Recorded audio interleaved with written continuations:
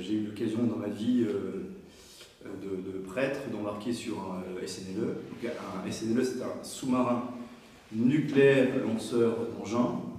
C'est un gros sous-marin. On a des petits sous-marins qui sont à Toulon, qui sont des sous-marins nucléaires d'attaque. Bonsoir, bienvenue.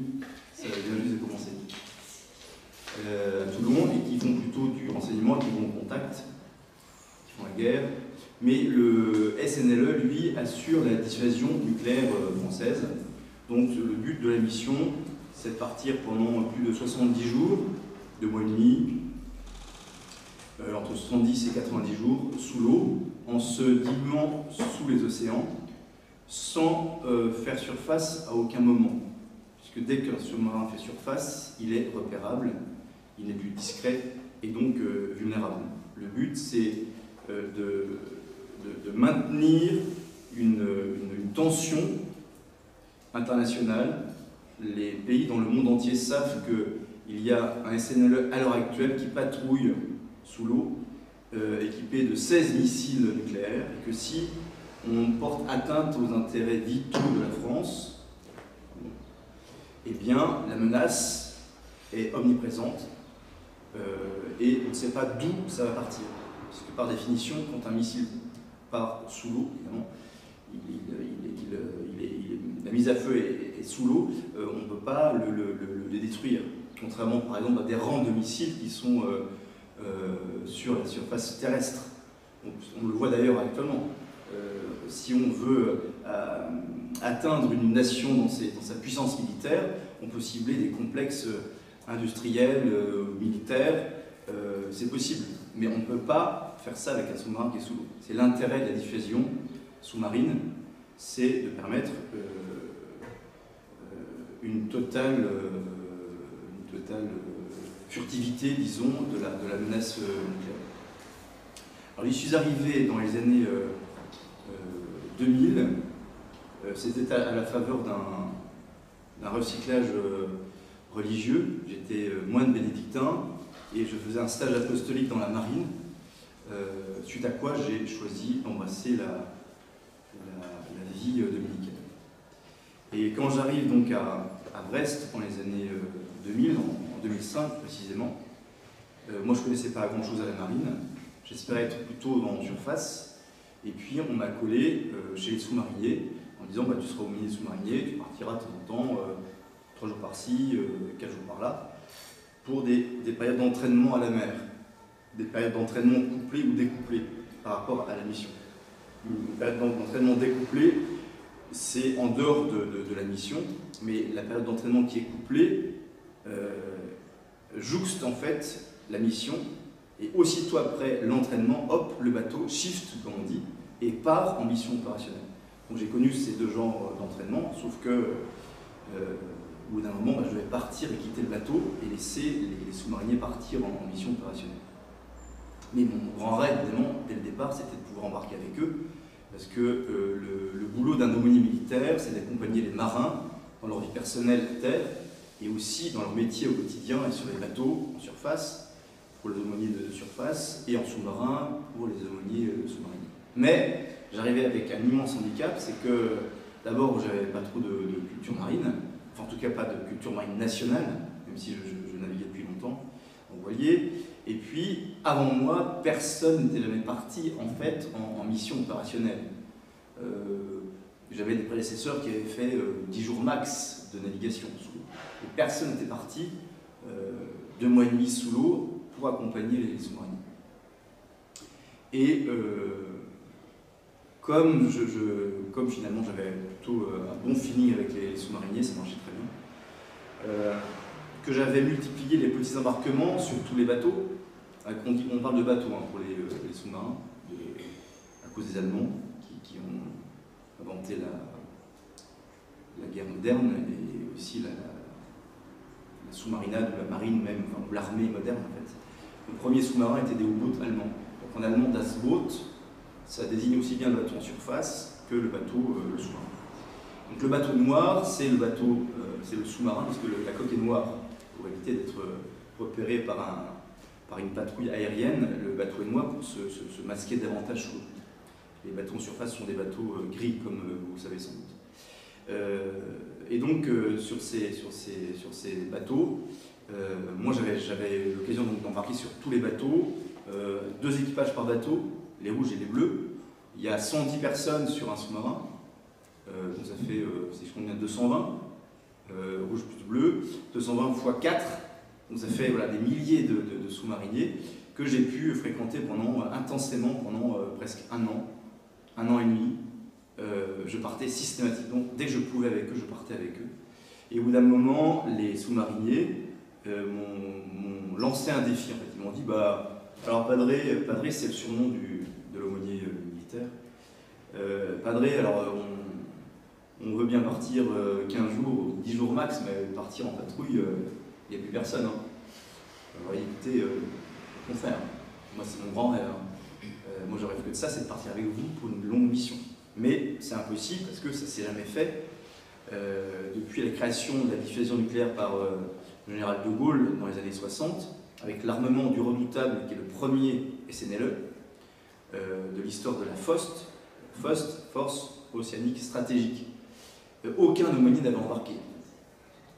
Et moi j'avais lancé quelques perches sur les bateaux, des commandants un peu cathos, et je sentais que c'était impossible en fait. Et même ils avaient une certaine réserve parce que on sait que l'Église catholique n'est pas très favorable aux armes nucléaires et n'est pas non plus très favorable à la dissuasion nucléaire. Jean-Paul II est le dernier pape qui a légitimé, disons, la dissuasion nucléaire. Mais ses successeurs, donc Benoît XVI et le pape François, ont infléchi la position morale de l'Église vers plutôt une cessation de la dissuasion, en fait. Parce que ce n'est pas une guerre conventionnelle, dans la mesure où c'est de la pure représaille. La doctrine de non-emploi de l'arme nucléaire en France, parce que ça dépend des pays. Aux États-Unis, il y a une doctrine de l'emploi de l'arme nucléaire. En Russie, en Iran, bon, je ne sais pas trop ce qu'il en est pour Israël, mais en tout cas, il y a une doctrine de l'emploi de l'arme nucléaire. Ce n'est pas le cas de la France. La France a développé une doctrine du non-emploi de l'arme nucléaire, pour bien montrer que c'est vraiment en dernière instance, en désespoir de cause, qu'on va appuyer sur le bouton rouge. Bon, c'est pas un bouton rouge en fait. En tout cas, l'Église, voilà, donc dans ces conditions, les commandants me disaient, comprenez, si vous embarquez sur un bateau, vous allez mettre en péril l'équilibre psychologique du bord, et vous allez flinguer la mission, quoi. Tout le monde va venir se confesser, on va pas faire la mission, c'est pas possible, quoi. Donc je sentais qu'il y avait une grande réserve, en fait. Et puis c'est les équipages, hein, pas tellement les officiers, mais les officiers plutôt mariniers, qui ont demandé en fait à ce que j'embarque à leur commandant. Donc les commandants m'ont convoqué. C'est quoi cette histoire sur le minier là? Il y a une rumeur qui court à l'escadrille là, comme quoi vous voulez m'embarquer pour une patrouille. J'aurais répondu non, enfin moi je suis fanat, mais c'est les équipages qui font la demande, hein. Moi j'ai rien demandé. Hein. Oui, en tout cas c'est pas normal. Et puis à notre niveau on ne peut pas en décider, il faut aller voir le chef de l'escadrille des sous-marins nucléaires en ce moment. Donc je vais voir l'amiral Salle, et qui me dit c'est quand même très délicat, monsieur l'aumônier. Je sais bien que les hommes vous aiment beaucoup, hein, les sous-mariniers sont fanats. Je sais que vous les aimez aussi énormément, vous faites beaucoup de bien, mais c'est compliqué, il faut aller voir l'amiral Boiffin, qui était donc l'amiral qui commande toute la force, bonsoir toute la force océanique stratégique, donc non seulement la composante nucléaire, donc à Brest, avec les 4 SNLE, le terrible, le vigilant, le téméraire et le triomphant, mais aussi la composante des SNA, des sous-marins nucléaires d'attaque à Toulon. Donc j'ai un peu plus de mal, parce que je n'ai pas dit moins bien. Il y a le rubis, enfin, l'ancien rubis, la perle, le saphir, Casablanca, il y en avait 10 en tout, 6 en tout. Mais c'est une classe de sous-marins qui tend à disparaître, qui sont déjà remplacés par les suffrains, les nouveaux sous-marins, les nouveaux SNA type suffrain, avec le Duguay, Trouin, le Tourville et le De Grasse qui arrivent peu à peu là, qui rentrent, qui chassent les anciens SNA que moi j'ai un peu connus. Donc c'était vraiment le big boss de toute la force sous-marine. Et donc il me reçoit pas très bien en fait.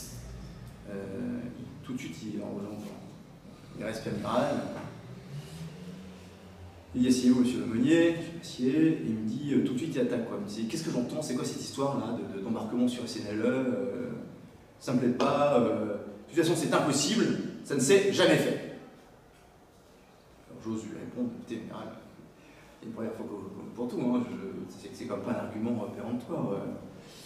Et il me dit, oui sans doute, mais c'est quand même délicat, vous comprenez. Et puis, est-ce que l'évêque, d'abord, l'évêque est au courant avec aux armées, c'était Monseigneur Patrick Le Gall à l'époque, et est-ce qu'il est d'accord? Je dis, bah oui, bien sûr, je lui ai demandé, vous connaissez comme moi les réserves de l'Église, donc il me permet évidemment d'accompagner les sous-mariniers dans leur métier. Quoi qu'il en soit, de la légitimité morale de la dissuasion nucléaire.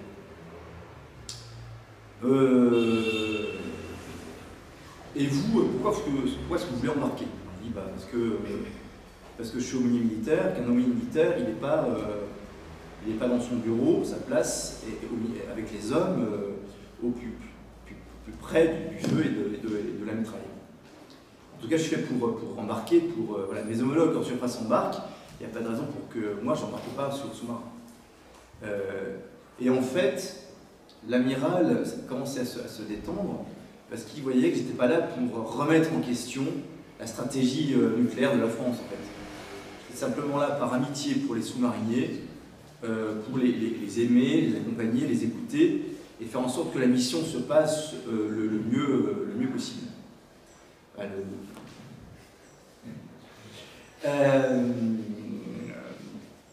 Pardon, j'ai un trou, je vais revenir. Et donc, l'amiral me dit, bah écoutez, en fait, moi je suis très impressionné parce que tous les sous-mariniers vous connaissent, vous aiment et aimeraient vous voir les accompagner dans leur mission. Alors, ça m'impressionne et je dis, rien que pour ça, il faut tenter l'expérience. Par contre, me dit-il, il faudra, à bord du bateau, choisir un métier. Soit vous serez buandier, donc les cipes et les chaussettes, soit vous serez garçon, donc vous serez travailler à la souillarde. Grosso modo, c'est la plonge, la vaisselle, c'est les poubelles. On est rattaché, quand on est garçon, on est rattaché, c'est un petit grade, hein, c'est le plus bas de l'échelle en sous-marin, c'est le matelot.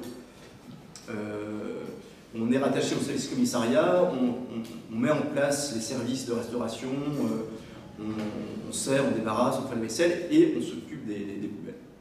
Mais le sassage des poubelles, c'est pas un événement sous-marin, parce que c'est un moment où on est en contact avec le fond. On sasse des poubelles par un tube avec une ouverture extérieure, un panneau intérieur. Il faut éviter que les deux panneaux soient ouverts en même temps, sinon ça va mal se terminer, quoi. Donc le commandant Zoumont est présent pour cette manip, et puis moi je chargeais mes... Enfin bref, je reviendrai sur ça plus tard. Mais à l'époque, je ne savais pas trop ce que ça voulait dire. Je me suis dit, la cafétéria, c'est là où je vais pouvoir servir chacun, personnellement, à l'assiette, parce qu'on sert à l'assiette. Et donc, je vais pouvoir connaître les gens, me positionner tout de suite comme un serviteur. Et donc, je dis à l'amiral, bah, c'est sûr et certain, moi je serai garçon en cafétéria, pour servir les repas, et puis la demande, et puis le reste. Et bien, très bien, eh ben, écoutez, maintenant, il ne me reste plus qu'à passer toutes les qualifs. Donc j'avais déjà commencé moi, mon certificat alimentaire de sous-marinier, et puis bah, j'ai fait les stages vapeur, les stages feu, les stages saisie. Le stage saisie, la vapeur, on voit à quoi ça ressemble. Hein, enfin, il faut que j'explique quand même, parce que sur un sous-marin, la propulsion, donc, c'est de la vapeur. On fabrique de la vapeur en chauffant l'eau grâce à un réacteur nucléaire. La vapeur entraîne des turbines qui font avancer le sous-marin, entraînant une ligne d'arbre, mais la vapeur aussi entraîne des turbo-alternateurs, des turbines qui vont fabriquer de l'électricité. Et donc, il y a à l'arrière du sous-marin, après une porte étanche, ce complexe nucléaire avec des circuits primaires, secondaires et des collecteurs qui sont gros comme ça, remplis de vapeur. Et s'il y a une fuite, il faut pouvoir réagir. Et donc le stage vapeur nous sensibilise au risque de la vapeur et au bon réflexe. S'il y a une vapeur à l'arrière, il ne faut pas monter en haut parce que la vapeur monte et te grille comme un homard. Il faut descendre en bas. Malheureusement, en 1994, il y a eu un accident sur le Nemrud. C'était une tragédie parce qu'il y a quand même dizaines de sous-mariniers qui sont décédés. Il y a eu malheureusement, justement, au moment d'une tranche d'inspection, le commandant visite par tranche le bateau au cours de la mission pour voir si tout est en ordre, si les installations sont maintenues en bon état, bref. Et donc ce jour-là, ils étaient tous à l'arrière, il y a une fuite de vapeur, et il y en a un seul qui leur a fait de descendre dans la cuve sous le presse-étoupe qui assure l'étanchéité entre l'extérieur et l'intérieur où passe la ligne d'arbres. Et donc là, il y a une cuve qui récolte des hydrocarbures, de l'huile, il y a de l'eau. Et donc c'est là qu'il faut plonger pour se protéger de la vapeur. Donc les autres ont essayé de monter pour sortir du local, et puis ils sont morts devant la porte pratiquement étanche. Donc voilà, c'est un milieu hostile, hein, le sous-marin, non seulement parce qu'on est sous l'eau et qu'on craint la voie d'eau, mais on craint aussi notamment des fuites de vapeur qui sont parfois cruelles. Donc le stage vapeur, il y avait le stage feu, parce qu'il y a pas mal de départs de feu enfin en tout cas de feu possible, de départ de feu possible dans un sous-marin, parce que, d'ailleurs un sous-marinier craint plus d'ailleurs un départ de feu qu'une voie d'eau, à cause des amours électriques, enfin de la charge électrique sur le bateau, qui fait qu'il y a des départs de feu qui sont possibles à tout moment. Et puis le stage saisie, c'est le stage de survie, c'est-à-dire que si le bateau coule, on a un sas à bord du sous-marin qui permet de sortir du sous-marin, d'être évacué et de pouvoir remonter à la surface sain et sauf, en théorie en fait. Parce que évidemment la pression est énorme en bas, donc si on est à une certaine profondeur, c'est mort. Au mieux, on arrive avec les tympans exposés et peut-être en vie, mais c'est pas sûr. En tout cas, le stage saisie est intéressant parce qu'on est dans les conditions d'une avarie, d'un naufrage en sous-marin. Donc on reconstitue dans une piscine le sas, on entre donc par-dessous. Au-dessus du sas, il y a une piscine de 6 mètres de haut. On revêt une espèce de combinaison, mais qui n'est pas fermée en fait. C'est-à-dire qu'il y a une capuche par l'avant qui se ferme, mais qui n'est pas étanche. Donc c'est un petit peu impressionnant. L'eau va se remplir et je vais boire la tasse, je vais mourir en fait. Non, parce qu'il y a une bulle d'air. Donc en fait, c'est comme de la cloche sous l'eau. Si on plonge une cloche sous l'eau, l'eau est bloquée sous la cloche, et sous l'eau, il y a de l'air en fait, qui est emprisonné. Enfin, c'est le même principe. Et donc le sas se remplit d'eau, là. Et puis on ouvre le panneau extérieur, et la bulle d'air en fait nous propulse à l'extérieur du sas, c'est incroyable, sur quelques mètres, et puis ensuite on a fait la planche, et puis on a fait le stage. En tout cas, je fais tous ces stages pour pouvoir embarquer, et puis le moment est arrivé, et ce moment a été le début d'une grande histoire d'amitié avec les sous-mariniers, parce que c'est vrai que quand on navigue 5, 6 jours, 10 jours, c'est une chose. Quand on navigue 80, 85, 86 jours sans sortir du sous-marin avec 110 bonhommes, c'est quand même autre chose. Alors que vous dire de cette expérience, peut-être pour aller au cœur de cette expérience, vous dire que c'est peut-être mes plus belles années comme prêtre. Pourquoi? Parce que la qualité des échanges et l'intensité de l'amitié partagée avec ces sous-mariniers ont été absolument incroyables.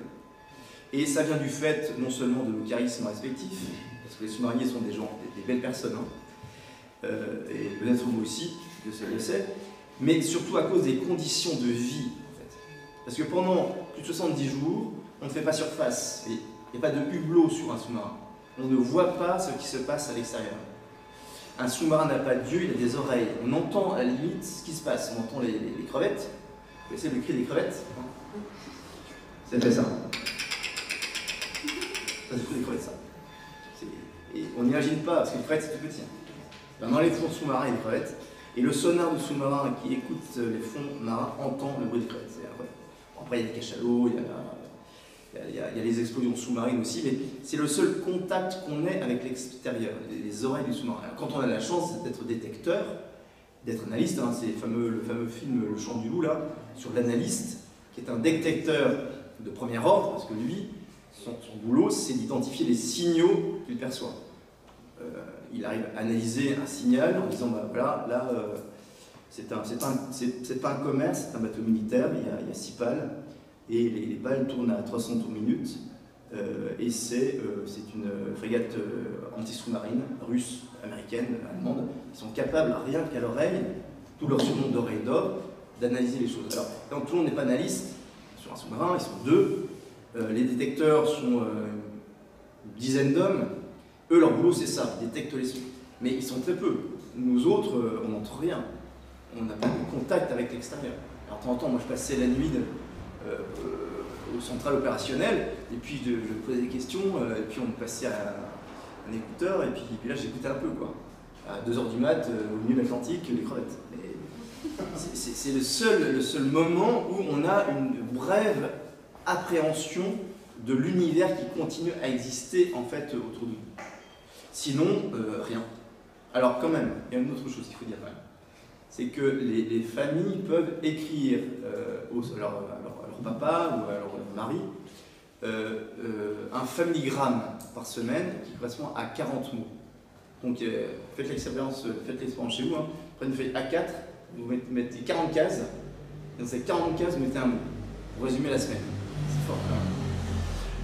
Donc ça, c'est le deuxième moment, et c'est le seul moment pour la plupart des sous-mariniers qui ne sont pas forcément détecteurs, le seul moment où ils vont être en contact avec quelqu'un de l'extérieur, puis quelqu'un qui compte pour eux, parce que c'est leur femme, leurs enfants. Donc ça m'est arrivé parfois de dessouler le courrier, et quand on dessoule le courrier, on est vraiment très touché parce que les sous-mariniers sont là, ils attendent, c'est le Graal, quoi, ils sont là, et puis ils prennent la lettre, et puis ils te regardent, et puis ils l'embrassent, et puis ils la mettent dans leur carmel.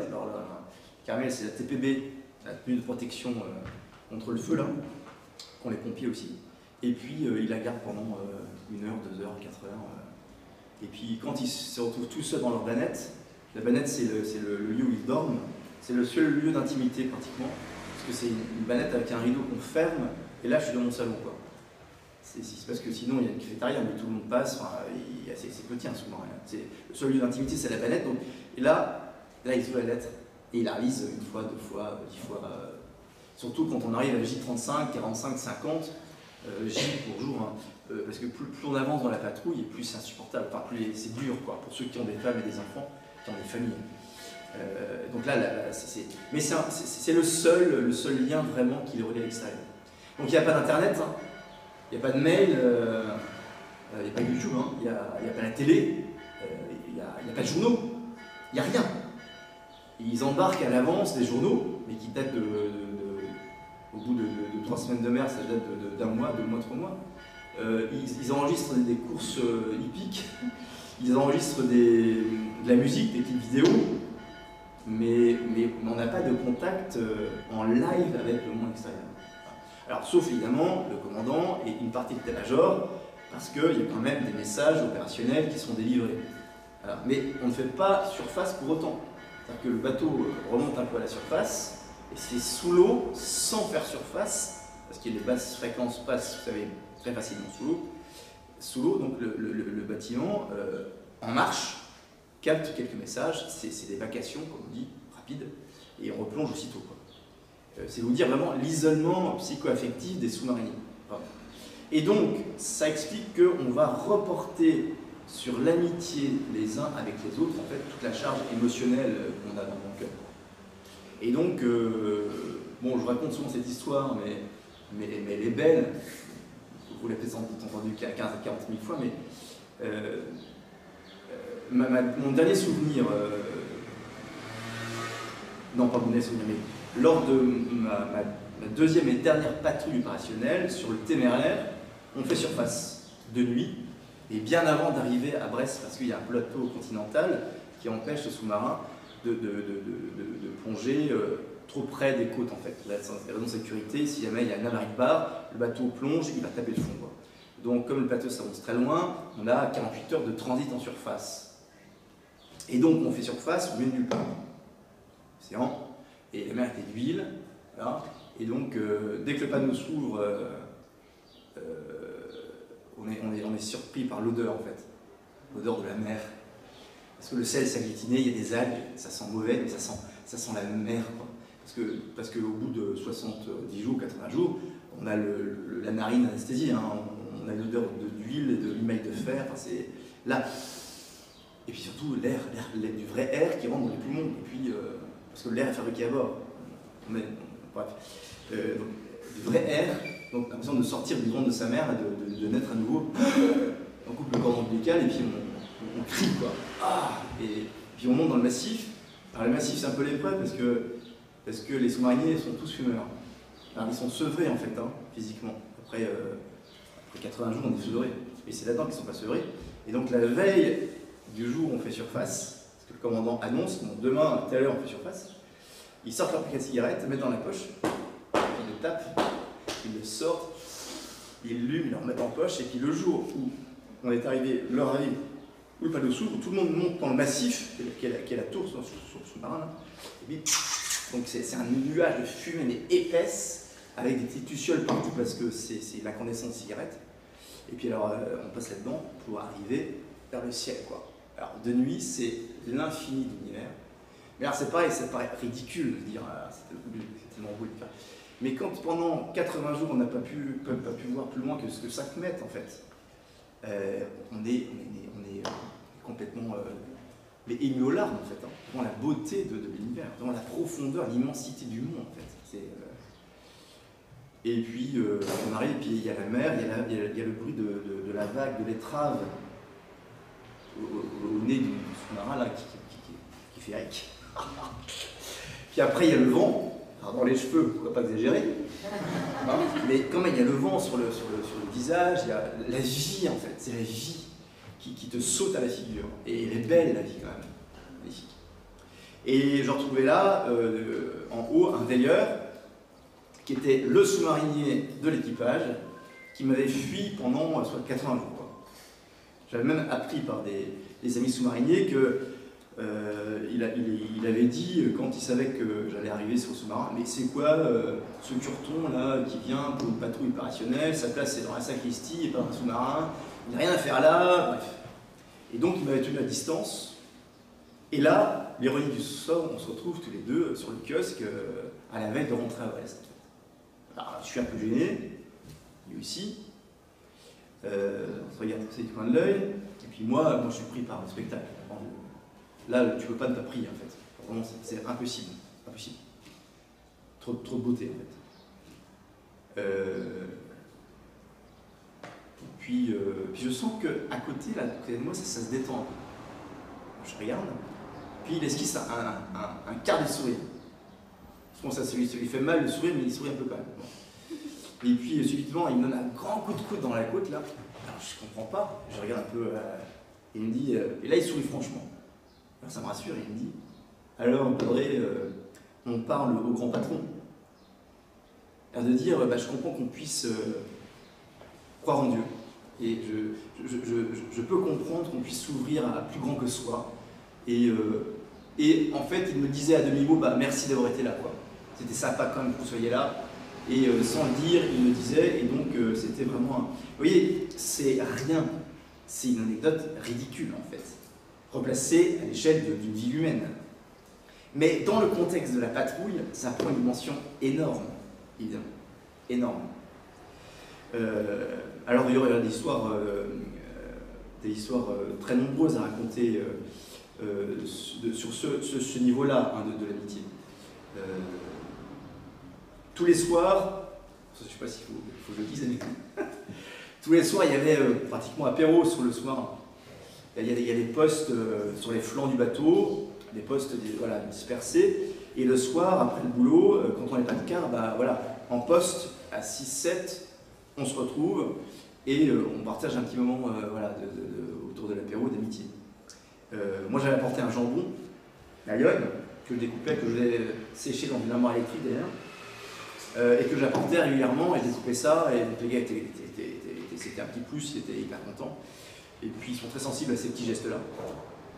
Et, et à cause de ces moments-là, ben voilà, forcément, parce que le prêtre est là, il y a des sujets hyper profonds et importants qui sont abordés.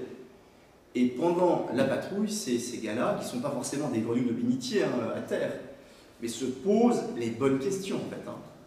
Il n'y en a pas un qui ne se pose pas les bonnes questions. Parce qu'en fait, dans cette solitude qu'ils expérimentent face à eux-mêmes, loin de leur famille, un métier qui est quand même dangereux, qui n'a pas toujours du sens au fond, ils sacrifient beaucoup de choses. Pourquoi? Finalement, ils se le demandent parfois. Même si la dissuasion nucléaire, c'est fondamental. On n'a pas ça, c'est la fin du monde. C'est pas bien, la dissuasion. Mais c'est un mal qui est nécessaire pour assurer l'équilibre de la terreur et une paix relative. Bref, c'est une petite parenthèse. Et ben, ils se posent les bonnes questions. Alors, quand ils retournent à terre, ils s'empressent de les oublier. Mais là, à un moment, ils posent les bonnes questions. Et donc, pour l'aumônier, c'est du pain béni. Et moi, j'ai eu la joie d'accompagner des tas de gens à recommencer dans la foi, en vue d'une confirmation, ou bien même des catéchumènes qui demandaient le baptême, des préparations au mariage, voilà, en veux-tu, en voilà. J'en étais même réduit à faire des conférences le samedi en cafétéria, justement sur les fameux 5 langages de l'amour, là, parce qu'on me demandait des éléments pour harmoniser un peu la vie professionnelle et la vie familiale. Et quand j'ai raconté ça à mes homologues en surface, donc des aumôniers de marine mais sur des bateaux gris en surface, ils ont dit mais nous c'est impossible, impossible. Enfin, tous les samedis des conférences sur la vie conjugale et familiale, nous c'est impossible. Mais les conditions embarquées sur sous-marin obligent, sans faire de jeu de mots trop facile, obligent les sous-mariniers à descendre en profondeur en fait, au fond d'eux-mêmes. Et donc c'est quand même magnifique ça. Et puis après, voilà, ils m'ont fait l'honneur vraiment, et puis l'amitié de m'adopter comme l'un d'entre eux. Moi je ne suis pas un vrai sous-marinier, mais j'ai 4000 heures de plongée, une bonne carrière, ils en font 25 000. Bon. Mais parce que j'ai fait cette expérience-là avec eux, et qu'en plus je l'ai fait gratuitement, moi j'ai rien gagné. Ils m'ont dit, mais Padre, pourquoi est-ce que vous venez avec nous en fait? Moi j'ai dit, bah, pour vous aimer en fait, pour vous aimer, c'est tout. Je suis là gratuitement pour vous aimer. Alors ils étaient un peu ébahis, et puis pour vous servir aussi. Là, je me souviens que mon premier service en cafétéria, les sous-mariniers étaient un petit peu gênés, parce qu'un aumônier militaire, il est assimilé au carré commandant, au carré des officiers.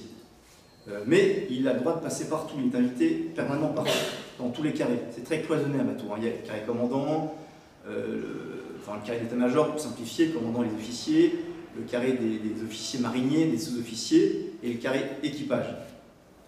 Donc chacun a son lieu, les équipages, les matelots, les quartiers maîtres sont dans un lieu, les sous-officiers, officiers mariniers sont dans un autre lieu, et puis le commandant et les officiers sont dans un autre lieu encore. Mais l'aumônier a ce privilège d'être accueilli partout. Le commandant ne peut pas débarquer comme ça chez les équipages. Il faut qu'il donne la permission de venir au président du carré, sinon ça ne le fait pas. C'est des lieux vraiment d'intimité où les gens peuvent d'ailleurs médire du tiers et du quart les uns sur les autres, et ça permet d'équilibrer et d'assainir la relation sociale sur un sous-marin. Enfin, sur un bateau en général, c'est hyper important. Mais l'aumônier peut passer partout. Ceci dit, il y a quand même un grade administratif. Un militaire, c'est un capitaine. Voilà. Et quand ils m'ont vu servir comme garçon, servir à table, faire la plonge ensuite et faire les poubelles, certains ont été hyper choqués. Parce que c'est pas socialement convenable. Alors aussi bien d'ailleurs des officiers que des sous-officiers. Mais les sous-officiers, moi j'aurais répondu, la première fois je servais en CAF, ils me disaient mais Padre, on est gêné, c'est pas me faire ça, franchement. Et j'aurais dit écoutez, le Seigneur Jésus a dit dans l'Évangile, je ne suis pas venu pour être servi, mais pour servir et donner ma vie pour les autres. Donc si vous voulez, moi je suis prêtre, je suis tout à fait à ma place, quoi. Et c'était une chance immense aussi pour l'évangélisation, pour abattre des murs et des préjugés sur l'Église, sur les prêtres, sur l'Évangile, ça c'était magnifique ça. Mais cette amitié que je leur ai offerte et qu'ils m'ont aussi donnée en retour a été pour moi quelque chose vraiment d'extraordinaire. Dans ce contexte d'un accompagnement spirituel aussi, avec ce désir quand même de donner Jésus, parce que je n'aurais pas dit tout de suite comme ça, mais j'avais envie de partager avec une amitié dont la source est le Seigneur en fait. Mais une fois qu'on a une amitié, qu'on a partagé quelques godets avec les gens, qu'on a partagé leur joie, leur peine, qu'on les a écoutés, après tout est possible, hein, ils ouvrent leur cœur en fait. D'ailleurs Jésus dans l'évangile fait pareil. On dit c'est un glouton, un ivrogne, qui passe son temps, le Christ, à manger avec les gens et à boire avec les gens. Il passe son temps à table. L'évangile, c'est la spiritualité de la table. D'ailleurs, l'Eucharistie, c'est pas un hasard si justement ça a été institué à table. C'est le repas de l'amitié par excellence, l'Eucharistie. Et une fois qu'on a tissé ce lien, on le voit, Jésus après, il emmène les gens où il veut. Enfin, et ça, c'est une chance immense, vraiment une chance immense. J'ai des souvenirs, vraiment touchants de gens qui venaient après le repas, ils apportaient les plateaux pour la vaisselle. Et alors, la cuisine sur un sous-marin, c'est tout petit, hein, ça fait, je sais pas, ça fait 3 mètres carrés. Hein. La plonge, ça fait 2 mètres carrés, donc il y a une toute petite ouverture, on passe les plats.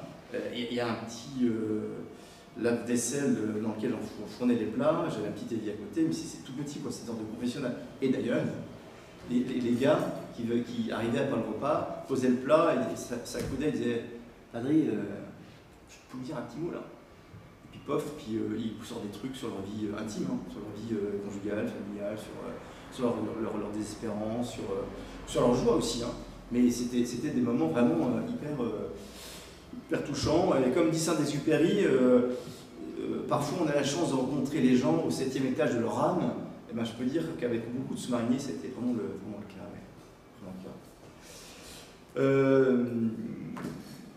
Ça, l'amitié au service de l'évangile, mais l'amitié vraiment gratuite, pas pour leur fourguer la marchandise, là. J'étais vraiment pour les aimer gratuitement, et c'est ça, je pense, qui a permis d'avancer avec eux sur le chemin de la foi. Après, évidemment, ça m'a passionné cette vie à cause de la dimension technologique, parce que c'est quand même incroyable. Vous savez que, en termes d'exploit technologique, au-dessus du SNLE, il y a la navette spatiale. En dessous de la navette spatiale, il y a le SNLE. Pourquoi ? Parce que c'est un concentré de technologie où on fait marcher ensemble une centrale nucléaire sous l'eau avec les fusées Ariane embarquées à bord. C'est incroyable. Les budgets sont faramineux. Pour construire un SNLE et l'entretenir. La station de service là, à l'île Longue, parce que dans la rade de Brest, il y a Brest d'un côté, il y a l'île Longue de l'autre côté de la rade, c'est là qu'il y a la station de service avec les hangars et la maintenance de tous les sous-marins. Et côté Brest, c'est l'escadrille avec des plateformes pour entraîner les sous-mariniers, des simulateurs qui sont montés sur le terrain d'ailleurs. Donc on peut être malade en s'entraînant en sous-marin, parce que quand on s'entraîne sur le central opérationnel qui est monté sur le terrain, on donne un ordre, si on dit barre à plonger, 15 degrés d'assiette, le truc bouge vraiment, quoi. Et donc c'est pareil, c'est des sommes immenses au service de la formation des équipages, de la construction des bateaux et de leur entretien. Moi je disais la messe tous les dimanches à l'infirmerie, donc sur le billard, la table d'opération transformée en hôtel. Et en semaine, je le disais la messe dans la tranche médiane du sous-marin où il y a les 16 missiles. C'est comme une cathédrale, il y a des silos avec à l'intérieur les missiles, donc il y en a 8 dans la nef, de chaque côté de la nef, si je puis dire. Là. Et là, je disais la messe, là, coincé entre 2 silos, des missiles M45 à l'époque, maintenant c'est M51, qui peut faire des engins de mort, quoi. Et puis, il y avait, un peu plus loin, sur la droite, il y avait la centrale de navigation inertielle qui permet à un sous-marin sans GPS de se repérer sous l'eau par un système interne de géopositionnement. Ça existe pas, c'est pas quoi. Et puis à fond de cale, parce que le pont était ajouré, c'était des grilles, et donc à fond de cale, il y avait la réserve de bière qui était énorme, qui diminuait au fur et à mesure de... Voilà. Mais je disais la messe dans ce cadre-là, avec voilà, à la fois c'est paradoxal parce que tout le monde a en tête Nagasaki, Hiroshima, et aujourd'hui on fait 100 fois plus. Hein. Donc c'est tragique comme technologie, et en même temps c'est quand même merveilleux. L'intelligence humaine est capable comme d'arriver à des prouesses extraordinaires.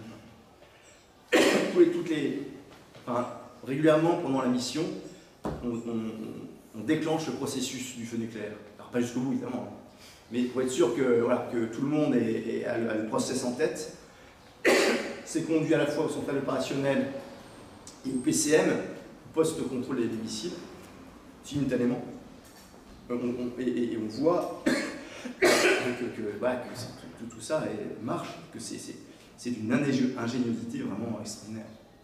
J'avais eu l'occasion d'embarquer sur le Monge, qui est un bateau qui sert à mesurer la trajectoire des missiles balistiques qui partent sur Biscarrosse. C'est là qu'ils sont testés pour la première fois, et donc ils partent et puis ils vont lâcher leur objet un peu au large de la côte américaine. Et donc j'étais sur le Monge, et de nuit on voit, sur l'écran d'abord on voit la trajectoire du missile avec les étages de la fusée, hein, comme Ariane, hein, troisième étage qui saute, deuxième étage qui saute, troisième étage qui saute, et puis la tête à la fin, quand elle arrive à l'apogée de sa course, qui lâche les objets, donc les têtes nucléaires, enfin c'est pas des vraies têtes évidemment, et qui tombent comme ça, par inertie, dans la mer. Et on était au moment de la fin liturgique, avec l'apocalypse et les grands signes dans le ciel, etc. Et quand les objets percent l'atmosphère, tout s'éclaire, quoi. Et on voit trois objets qui tombent.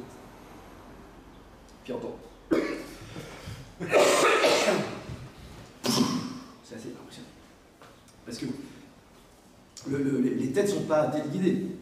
Les têtes tombent par inertie, et précisément à l'endroit où on veut qu'elles tombent. Oui. L'intérêt de la dissuasion, c'est que on ne peut pas arrêter, on n'a pas encore les moyens en tout cas, d'arrêter des têtes nucléaires qui tombent par inertie. On peut intercepter un missile, il est propulsé, il est traçable, il est repérable. Mais un objet qui tombe inerte, ça, mais par contre il faut bien calculer, il faut calculer le point d'arrivée de l'objet en haut, c'est-à-dire quand il retombe, alors bon, la précision n'est pas forcément au centimètre près, hein. Et c'est pas tellement grave, puisque l'idée c'est de faire des grands lignes dans le... Mais tout ça aussi, ça fait partie aussi de l'environnement. Il y a des armoires électriques partout, des collecteurs, des fils, des câbles. Le central opérationnel aussi, on a tous vu des films avec le périscope. Quand on voit concrètement le métier des sous-mariniers au central opérationnel, c'est passionnant. J'avais eu la chance d'embarquer sur le dernier des M4, donc l'inflexible, qui est la première génération des CNLE. J'entends au central opérationnel un ordre du commandant: inclinaison nulle dans la couche. Inclinaison nulle dans la couche. Mais qu'est-ce qu'il raconte? En fait, il y avait un exercice en cours. Le sous-marin était pisté par une frégate anti-sous-marine, et la frégate anti-sous-marine émet un signal sonar pour repérer éventuellement le sous-marin. Le signal rebondit sur la coque et revient ensuite à la frégate qui le localise. C'est la raison pour laquelle d'ailleurs les CNLE n'émettent jamais de signal. Il n'y a pas de sonar actif sur un sous-marin, avec un sonar passif, hein, les grandes oreilles. Si je commence à parler, je suis repéré. Donc je me tais et j'écoute. Et dès que j'entends un bruit, je prends la tangente et je me mords, pour ne pas être repéré du tout. C'est la logique de la dissuasion. Et donc, inclinaison nulle, ça veut dire que face au signal qu'émet la frégate, je ne vais pas offrir le flanc, parce qu'il y a une immense surface de réflexion que j'offre en fait à la frégate. C'est pas la peine que je facilite le travail, hein. Donc je me mets vraiment dans l'axe du signal pour offrir un minimum de surface de réflexion du signal. Et nul, 0. Et dans la couche, alors c'est rien à voir avec le caca, dans la couche, parce que en fait c'est la bathythermie, il y a des lois physiques de réflexion d'un signal sous l'eau. Et selon la température de l'eau et la densité et le sel, eh bien les rayons plongent ou remontent. Et donc à certaines surfaces, ça fait l'objet d'un briefing chaque matin, on définit sur la base de la bathythermie à quelle profondeur, quelle fourchette de profondeur on va être le plus discret possible parce que les rayons vont plonger et ne vont pas remonter en fait. Donc quand on est incliné nu dans la couche, on est pratiquement indétectable. Et de fait, ça fait partie aussi de la prouesse technologique d'un SNLE, c'est un bateau qui est hyper discret. Et, le moindre moteur sur un sous-marin est posé sur des plots. Donc même le pétrin du boulanger, il est sur des plots. C'est impressionnant. La première fois que je vais aux toilettes dans un CNLE, je rentre dans les toilettes, je ferme la porte et sans vouloir, déjà j'étais assis sur le trône parce que c'est tout petit. Et je vois sur la porte, attention, on nous écoute. Comme c'était la grosse commission, je dis qu'est-ce que je fais? J'y vais pas. Alors, en fait, c'est le bruit de la porte. Parce que ce qu'on craint sur un sous-marin, c'est les bruits transitoires. C'est ça. Si c'est un son claque sur un sous-marin, s'il y a un pont sonore, c'est-à-dire s'il y a une surface qui va relier le signal initial à la coque du sous-marin, ça va se diffuser dans l'eau en fait. Et donc on est repérable. Bon, c'est pratiquement impossible.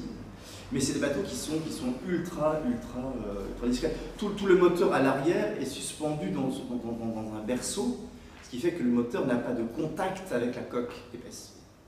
Il y a un accident qui a eu lieu d'ailleurs qui a prouvé que deux CNLE, en tout cas, oui, le CNLE, c'était un CNLE britannique et français, le Vanguard et le Triomphant, j'en parle parce que ça fait l'objet d'articles dans la presse à l'époque, hein, se sont percutés pendant une patrouille opérationnelle que menaient l'un et l'autre. Voilà, les Français de côté, les uns et l'autre. Et en fait, ils sont percutés, première fois d'ailleurs, une deuxième fois, parce qu'ils ont fait la même manip. Et sur les consoles, eh ben, on ne voit rien. C'est là, c'est plus silencieux qu'un cachet au c'est si facile. On ne voit rien. C'est très impressionnant. Alors, dans les journaux le lendemain, les Anglais ont dit le Vanguard a percuté un container qui flottait entre deux eaux. Nous, on a dit la même chose. Et puis ça fuitait chez les Anglais. Et puis, donc, voilà, parce que quand on a vu la gueule des bateaux qui revenaient, c'était un peu compliqué le bulbe, là où le sonar à l'avant du Triomphant était complètement éventré, et le kiosque avait été enfoncé aussi. C'était à la remontée, ça. C'est des bateaux qui sont ultra silencieux. Il y a une équipe on appelle ça la Disaku, de sous-mariniers qui, dans le sous-marin, assurent la discrétion acoustique. Ils font des mesures sur tout le sous-marin, enfin il y a des capteurs sur tout le sous-marin, pour mesurer le bruit généré en interne, en fait. Pour essayer de contrôler au maximum l'émission des bruits parasites qui pourraient nous faire repérer. Mais c'est quasiment impossible, en fait. Et puis, voilà, cette partie un peu technologique était aussi très belle. Et pour terminer peut-être,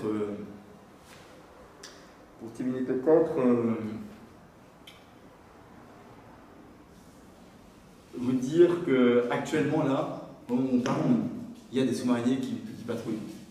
Voilà. On l'oublie, on ne sait pas, mais ils assurent la dissuasion en permanence et protègent la France d'agressions qui seraient terribles parce qu'on n'est pas une grosse armée, on est une petite armée.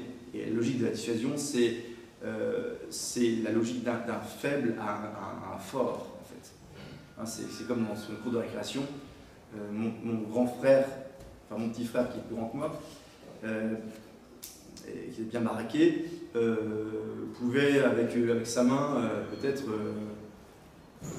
je sais pas moi, anéantir trois garçons d'un coup. Donc, il avait expliqué à des camarades qui m'embêtaient que s'ils continuaient à m'embêter, il allait leur foutre une raclée. C'est le principe de la dissuasion. Moi, je peux me défendre par moi-même. Mon petit frère, qui est plus grand que moi, fait peser une menace, équilibre de la terreur. Ben, il faut ça parce que sans doute qu'on serait mangé à la même sauce que les Ukrainiens. On a 3 jours d'arsenal en France, voilà, une mission de 3 jours. Et ça a marché. Et certainement, on peut dire que la dissuasion, c'est pas bien, mais de manière pragmatique, on a connu une ère de paix durable en Europe à cause de la dissuasion, ça c'est sûr et certain. Et ça maintient quand même alors, des États intelligents, rationnels, dans certaines limites. Alors là, évidemment, les temps changent, hein, avec l'Ukraine, avec ce qui se passe en Iran, mais l'Iran va peser sa réaction. Hein. Va peser sa réaction. Parce qu'il y a cette prégnance quand même de la dissuasion nucléaire. Vous voyez, donc ils sont là sous l'eau et j'en connais encore certains. Voilà, je pense souvent à eux. Et la prochaine fois, vous prendrez un pot dans un bar et. Tiens, vous ferez comme ça. Quand on trinque pour les sous-mariniers qui sont pas trop opérationnels sous l'eau, on tape pas dessus. C'est pour les surfaciers, mais pour les sous-mariniers, c'est en dessous. Voilà. Donc, vive la sous-marinade et vraiment, je vous dis hein, que je leur dois beaucoup et que j'aimerais un jour pouvoir écrire un livre pour les remercier pour tout ce qu'ils ont pu m'apporter dans ma jeune vie de prêtre, parce que mes premières homélies c'était en sous-marin. Mes premières confessions étaient en sous-marin. Les premières messes étaient en sous-marin. Et à terre, j'enregistrais plein d'homélies. Alors quand j'étais à Noël, je méditais déjà sur Pâques, parce qu'il fallait que je prévoie une dizaine d'homélies pour les bateaux qui partaient sans aumônier, sous-mariniers. Et donc encore aujourd'hui d'ailleurs, il me disait, bah, vous savez, Padre, on vous écoute encore en SNLE, c'est encore vos homélies qui permettent aux équipages le dimanche d'avoir une réunion de prière, puisqu'ils embarquent la réserve eucharistique, plus un petit livret et plus des homélies. Ouais. Voilà. Quelques questions. Des questions. Ouais. Pour les personnes, enfin, vous dites que là, ils embarquent aussi la réserve eucharistique et du coup vos homélies, mais comment ça se passe pour ceux qui ne sont pas chrétiens, pour les musulmans ou les juifs par exemple, parce qu'ils ont... Alors, de fait, il y a, dans la marine en général, il y a plusieurs cultes qui sont représentés. Il y a le culte catholique, qui est très majoritaire encore, et chrétien avec les protestants, mais il n'y a pas beaucoup de protestants malgré tout. Les musulmans qui arrivent en troisième position, et les juifs. Bon, les juifs, il y a très peu de juifs dans les armées en fait. En général, on doit être sale. Quand on a ça dans le sang, on doit être sale, on ne rentre pas dans la façade en fait. Donc ceux qui embarquent vraiment, ceux qui sont dans les OPEX, c'est vraiment les catholiques, les protestants, les musulmans. Mais il se trouve que dans la sous-marinade, il n'y a qu'un service catholique. Parce qu'il y a quand même une forte proportion de catholiques. Moi, j'avais à la messe 15% de pratiquants. Ce qui est, par rapport à la moyenne nationale, énorme. Oui. Alors, après moi, il y a un nommé musulman à chercher à embarquer après moi, en fait. Moi, j'avais ouvert la voie, donc... et en fait, il y a eu une histoire un peu sordide. J'aimerais pas dire de bêtises, mais je crois bien qu'on a découvert qu'il travaillait un peu pour le renseignement algérien, à 16 heures perdues, et donc Alfost a fermé définitivement en fait l'embarquement sur SNL. Alors je dis, attention, il n'y a aucun sous-entendu, hein. Je ne dis pas que tous les aumôniers musulmans sont des traîtres à la patrie, hein. Mais je dis que le SNL est un lieu sensible et que c'est pour ça qu'on n'embarque pas d'aumôniers habituellement pour les patrouilles. Moi, c'est vraiment, je suis tombé vraiment au bon moment, j'étais fait pour ça. Si je n'avais pas été curé, j'aurais été sous-marinier, je pense. Voilà, mais ça reste exceptionnel à cause de la sensibilité quand même de la dissuasion nucléaire. Et après, parce que c'est vrai qu'il y a quand même beaucoup de catholiques. Moi, j'ai jamais vu de réclamation à bord des bateaux de musulmans. Il y en a quelques-uns hein, qui demandaient d'avoir une salle pour prier. Et puis eux, ils peuvent prier plus facilement dans un endroit sans qu'il y ait forcément une réunion de prière avec, comme la messe, où il faut des lectures, un peu de matos. Moi j'ai des questions, je crois que c'est en partie répondu. Mais du coup, vous êtes le seul à être embarqué une fois et il n'y en aura plus jamais d'autres. Ah, peut-être pas, hein, peut-être qu'un jour, ça se verra, je sais pas. Et vous avez embarqué qu'une fois aussi longtemps? Non, j'ai fait 2 patrouilles opérationnelles sur le Vigilant, et avec Piloun et Vénus, et avec Morio de Lille, Bernard-Antoine Morio de Lille, Piloun, dit Piloun, et François-Xavier Blin, dit Binus. Je dis ça parce que si jamais ils m'écoutent, ils vont gueuler. Et puis il y a aussi le commandant Gobert, un type remarquable, qui est vraiment un très bon ami. Et puis Bertrand Dumoulin aussi, donc qui est un frère prêtre d'ailleurs. C'était le commandant et le commandant second de ces bateaux, à qui je dois aussi.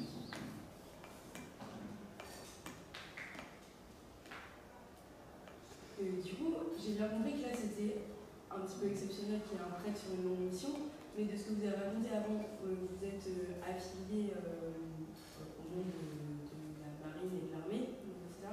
Oui. Moi je ne connais pas du tout ce milieu. Pour moi, ça dépend de l'État. Oui. Et donc, vous êtes présent en tant que prêtre. Est-ce que les autres religions sont représentées? Oui.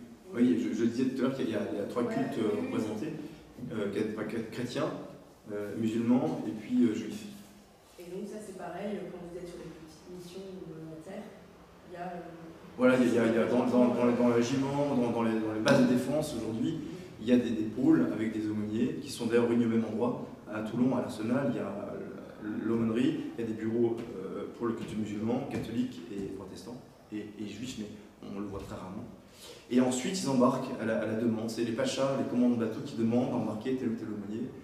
On demande des compétences. Un pacha peut demander, voilà, j'aimerais pouvoir embarquer un aumônier qui sache dire la messe. Parce qu'il n'y a pas... voilà. Après, sur le Charles de Gaulle, il y a un poste réservé à un aumônier catholique qui est là pour toute la mission. Et ensuite, de manière concomitante, se succède pendant un temps l'aumônier musulman et un autre temps le pasteur. Mais c'est vrai que les prêtres catholiques sont célibataires. Et donc on est hyper disponible.